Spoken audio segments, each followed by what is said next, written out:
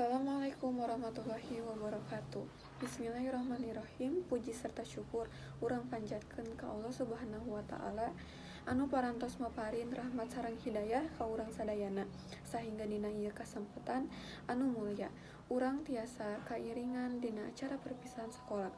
Shalawat serta salam mugia tetap dilampahkan ka junjungan urang sadayana Nabi Muhammad sallallahu alaihi wasallam, ka kulawargana, ka para sahabatna, ka sakumna umatna dugi ka akhir zaman.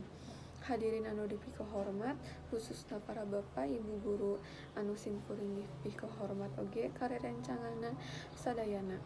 Simkuring salaku panata acara bade ngawiharkeun runtuyan acara dina ieu parumanan.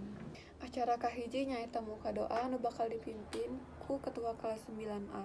Hayu urang sami-sami ngahaturkeun doa mugi acara ieu ku dipaparin kalancaran sareng barokah. Ka Bapak Ibu dipihatur.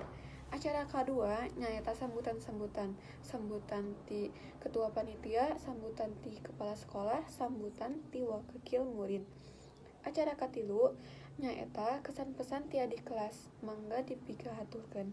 Acara kaopat nyaeta hiburan anu bakal diusung ku rerencangan sekolah, sapertos kesenian, pidagang lagu, atanapi drama. Kusadayana mangga diantos. Sakitu wae acara dinten ayeuna, hapunten bila aya kakirangan dina nyangki acara. Mugi-mugi jadi jalmi nu manfaat sarta salawasna dipaparin berkah ku Allah Subhanahu wa taala.